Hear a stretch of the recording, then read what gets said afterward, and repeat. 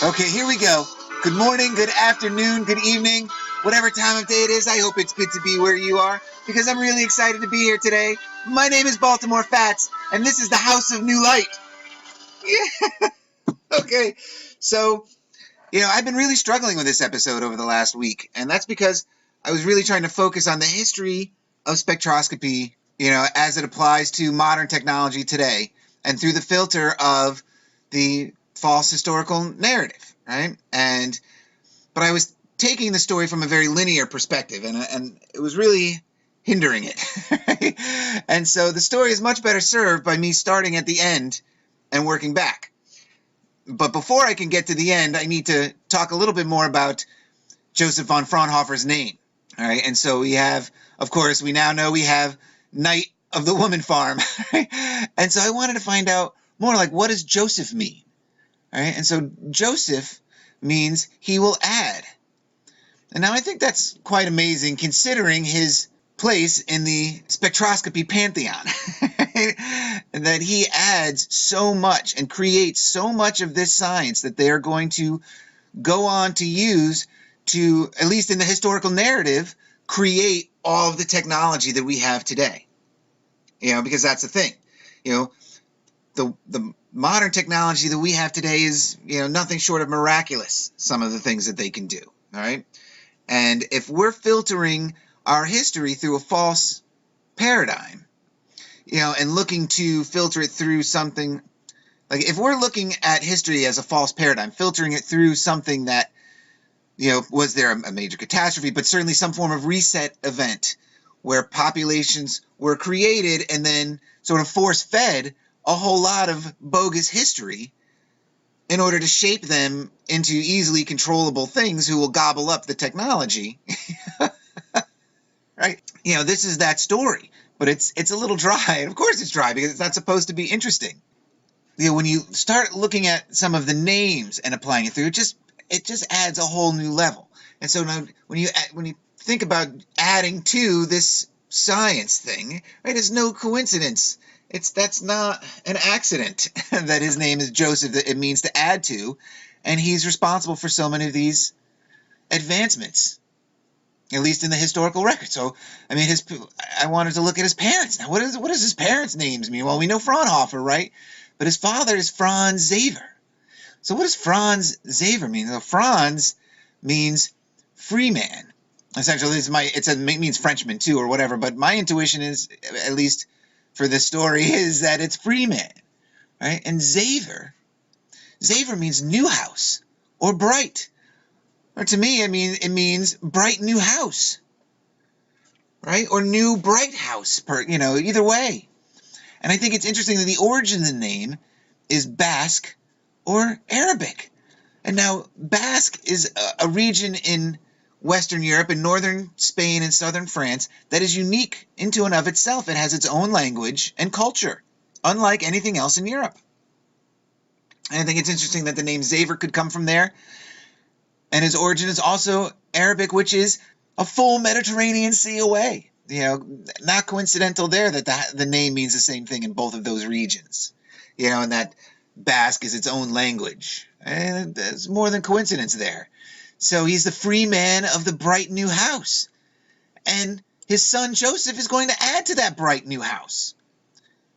Which is amazing, because we're going to learn that going forward that Franz Xaver is also, he was a glacier. He was a maker of glass, and that's what Joseph was.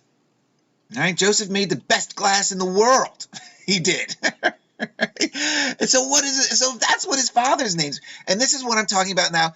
It's the House of New Light, spectroscopy, and the technologies that it's about. The science of spectroscopy is about to give birth to. Right? It's a brand new house, and it's that holy ghost, the holy specter of control, through government and religion and technology. Spectroscopy. They got to have a trinity. And so what does his mother's name mean? Maria, of course, one of the most popular Catholic names ever. It means sea of bitterness, sea of sorrow. But it could also mean a rebellion or a wished-for child. But most commonly, it's mistress or lady of the sea. And, of course, it's the name of the mother of Jesus. And down here somewhere, they have the Urban Dictionary. Here it is. Maria is a person who can always make you smile in any way. She is a funny, sweet girl who always knows how to put you in a good mood. She'd make a perfect addition to your woman farm. Franz Xaver. So Maria, means Lady of the Sea, we'll take it as, right? And Anna, which is a monetary unit in India and Pakistan, but it also means grace or beautiful or to have favor, right? So here, she's beautiful Lady of the Sea, right? And frolic means happy.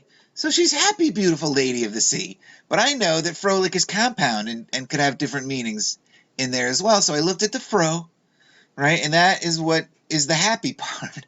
But the lick part is interesting because it means corpse, right? And this isn't fantasy fiction, but you do scroll through and it does give legitimate dictionary definition that it's Old English and German for body or corpse, right? So she's the beautiful, happy zombie Lady of the Sea. Joseph's mother is, which I think is amazing.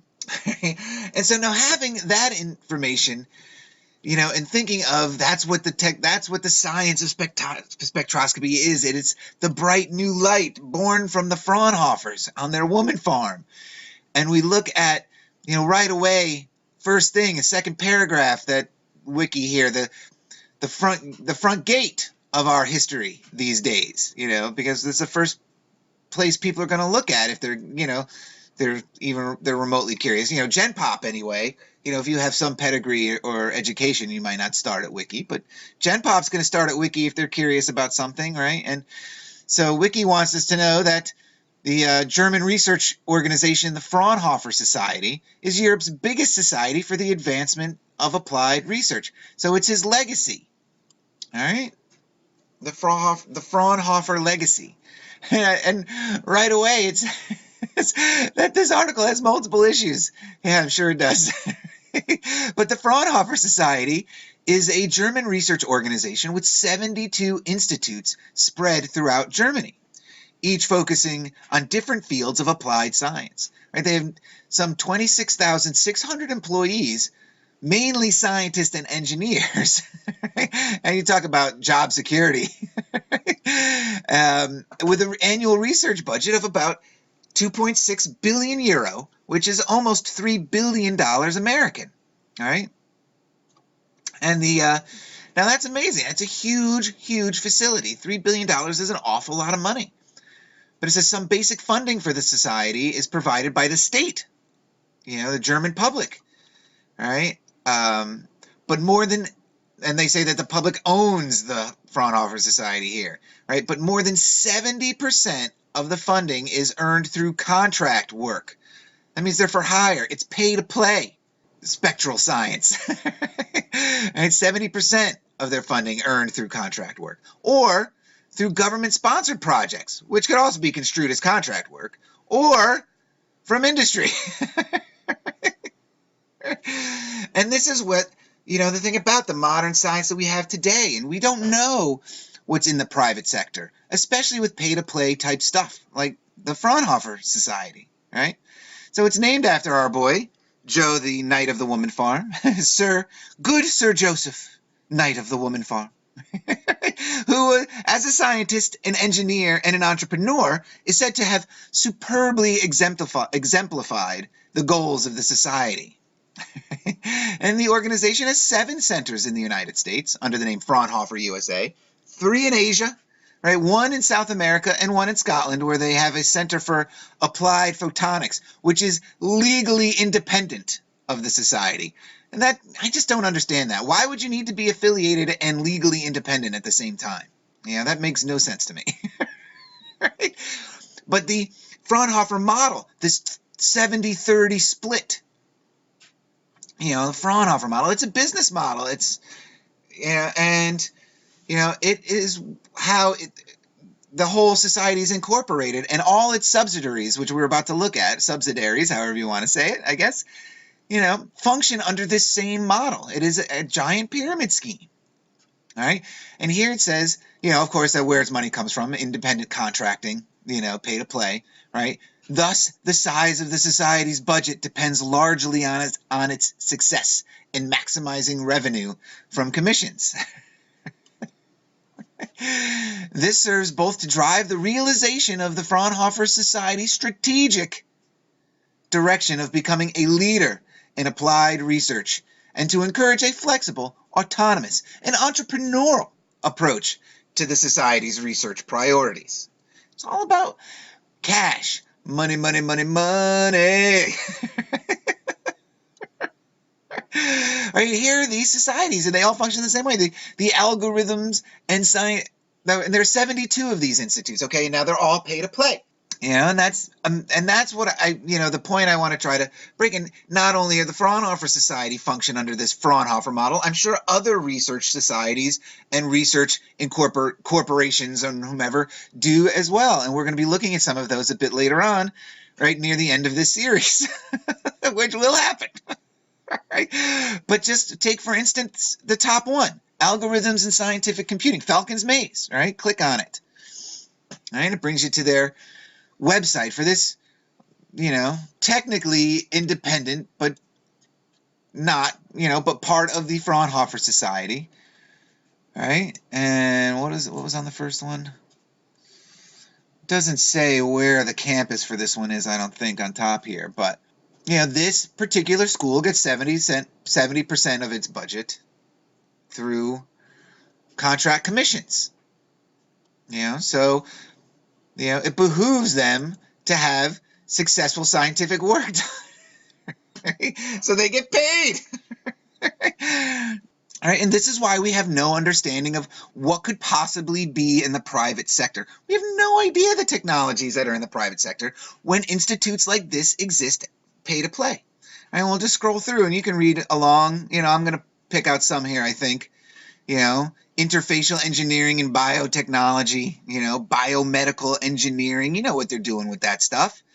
And so, so like Dow and Pfizer and these companies are paying the Fraunhofer Society and this side branch to do biotech work for them.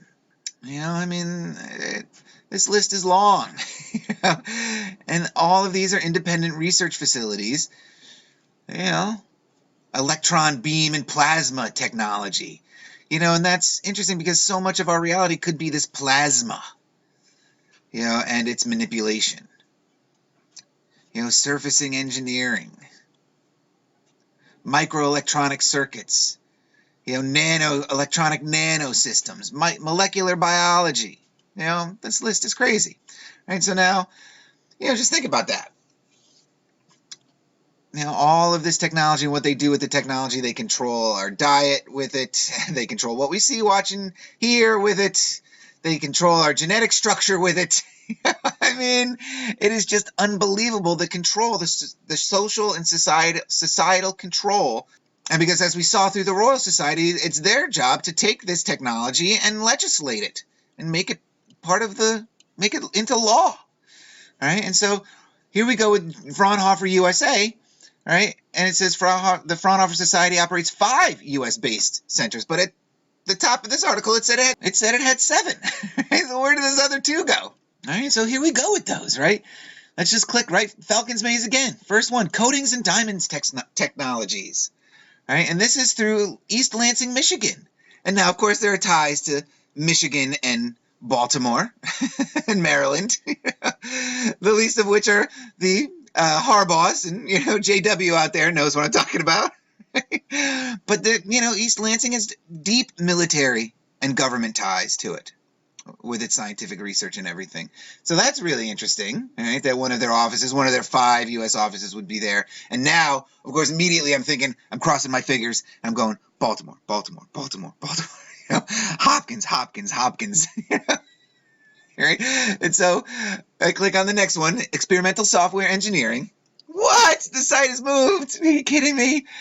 So I have to click on the Fraunhofer site, and boom, there it is. The University of Maryland, right?